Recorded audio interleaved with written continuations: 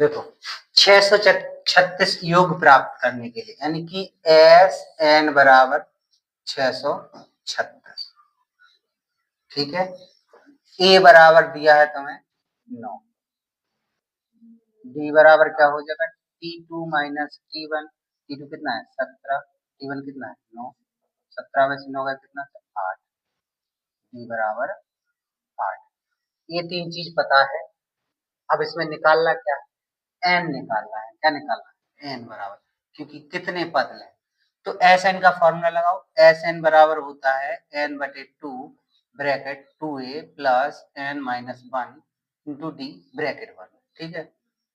देखो S N बराबर 636, 636 रख दिया, एस एन बराबर 636 बराबर एन बटे 2, 2 ए का मान कितना है 9 प्लस एन माइनस 1 और डी का मान कितना है 8 ब्रैकेट, ठीक है। अगले लाइन में ये दो गुणा में जाएगा 636 गुणे 2 और ये एन है तो ये 9 दूनी 18 और ये हो जाएंगे 8 एन माइनस 8। देखो 9 दूनी 18, 8 का एन में 8 है, 8 का एक में 8, ठीक है। 636 का गुणा करो, 6 दूनी 12, 3 दूनी 6 1 7 और 6 दूनी 12, 1272 एन, ये कितने हो जाएंगे 18 में से 8 के कितने बचे 10 प्लस 8 एन। अगले लाइन में एन का गुणा हो जाएगा तो 1272 10 एन प्लस 8 एन स्क्वायर। अगले लाइन में ये 1272 माइनस के हो जाएंगे तो हो जाएंगे 8 n square plus 10 n minus की 1272। अब चाहो तो इसमें 4 कॉमन आ रहा है, 2 कॉमन आ रहा है, 2 कॉमन ले लो, 4 एन स्क्वायर, ये बचेंगे 5 एन माइनस की 636 बराबर 0। अगले लाइन में ये गुणा में चले जाएंगे तो 0 हो जाएंगे, बचेगा क्या 4 एन स्क्वायर 5 एन 636 बराबर 0, ठीक है। अब ये 4 एन स्क्वायर 636, इसका क्या करेंगे, इनका क्या करेंगे गुणा।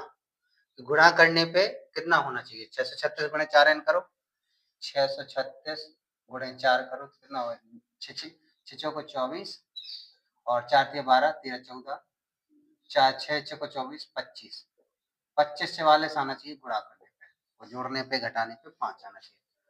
तो ऐसी संख्या ढूंढो, जैसे अगर 54 और 50 का गुणा कर रहे हैं तो कितना हो जाएगा 0 5 5 नहीं सॉरी 55 को ले रहे हैं, 55 25 55 25 26 27 27 50 हो रहे, तो अपन लोग का आधा कम करो 54 और 49 को ले लो, ठीक है। तो इसमें 6 आ रहा है, 9 चौको 36 आ, तो 53 और 48 को ले लो, 48 और 53 में शायद हो जाएगा, 8 दिया 24 की 4, 8 5 40, 41 42, 4 दिया 12 और 4 5 20 1 21, 4 4 5 2 25 25 वाले किस में आ रहा है 53 48 में, तो लिखेंगे अपन लोग 4n स्क्वायर, ठीक है 4n स्क्वायर, इसे साफ कर दें, 4n square plus 5n minus 636 बराबर 0, 4n स्क्वायर यानी 53 माइनस 48, ये कितना थे 25 44, ये 25 44 बन रहे थे, यानी कि इन दोनों का गुणा करो, इन दोनों का गुणा करो तो 25 44 घटाओगे तो 5, अगले लाइन में 4n square 53n minus 48n minus 636 बराबर 0। इसमें तो कॉमन कुछ आ नहीं रहा, n तो आ रहा, तो ये बचेगा 4n प्लस 53 माइनस 48 कॉमन आ जाएंगे क्या, कितना कॉमन आएगा 48 गुणे 53 थोड़ी था, कितना आएगा किनके किनका गुणा करने पर 48 कॉमन 16 कॉमन आ जाएगा, 16 थी 48 3 सो 12 चौक 48 12 जा रहा, देखो 48 गुणे 12, हाँ ठीक है, तो इसमें कितना कॉमन आ रहा है 12, सो कितना बचेगा 4n प्लस 53 ब्रैकेट बंद, 4n प्लस 53 4n प्लस 53, ये जो कितना लिख जाएगा ये n माइनस 12 लिखेगा। देखो इसका तो आंसर आएगा माइनस के 53/4, तो ये तो n का मान हो ही नहीं सकता, इसका n बराबर आ जाएगा 12। तो n यानी कितने पद होंगे? 12 पद होंगे, 12 पद होंगे। ठीक, नोट कर लो। क्या है? 100 से 200 तक की सभी सम संख्याओं का योगफल निकालना है।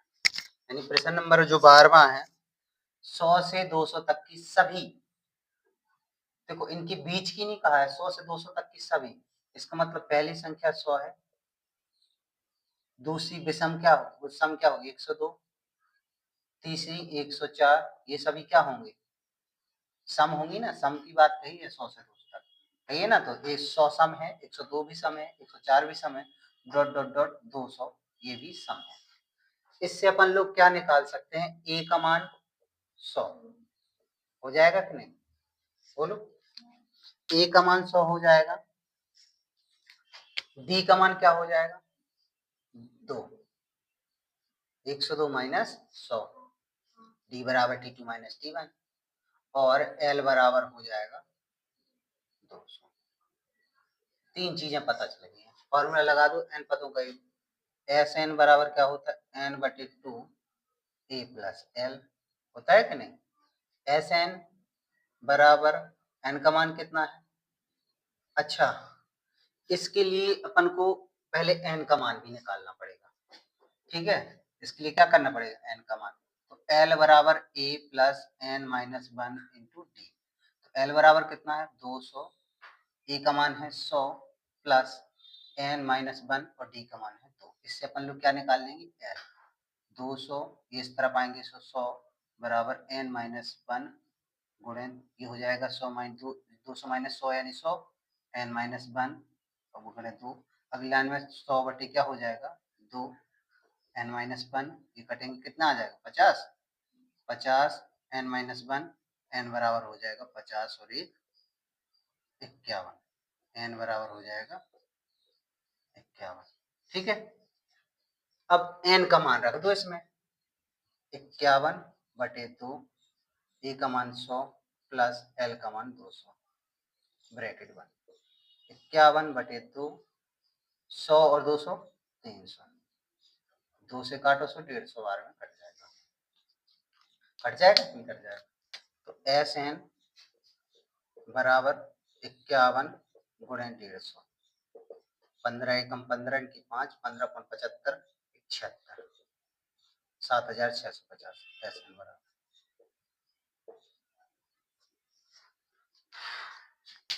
नोट कर लो, उस समांतर श्रेणी के पी पदों का योगफल ज्ञात करना है, यानी एस पी ज्ञात करना है। ठीक है, एस पी ज्ञात करना है।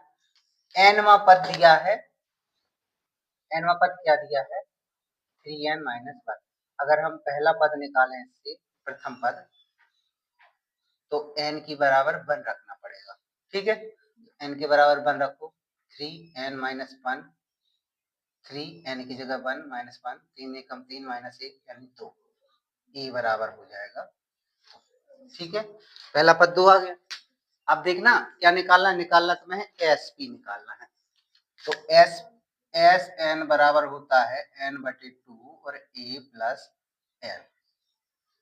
देखो nवा पद इतना दिया है, अगर आखिरी पद की बात कहें तो एल बराबर भी ये तुम्हारा, अगर जैसे हमें मान लो पीवा पद निकालना है, तो पीवा पद के लिए क्या करेंगे? इधर रख लो, मान लो पीवा पद निकालना है, पीवा पद क्या करेंगे? 3n माइनस 1 में 3n की जगह रख दो p माइनस 1 यानी 3p माइनस 1, ये पीवा पद यानी कि एल बराबर हो जाएगा ये।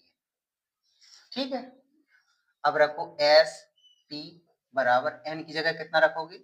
एन की जगह तुम्हें रखना पड़ेगा पी, कहे कि पी पद निकालना है ना, पी पदों का योगफल निकालना है, तो पी एन की जगह रखो। ए का मान कितना है? 2 और एल का मान क्या है? 3p minus 1।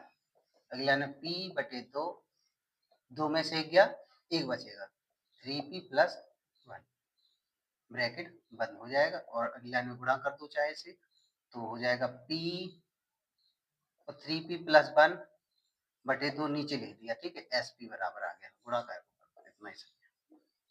ठीक है, ये आ गया p पदों का युगफल।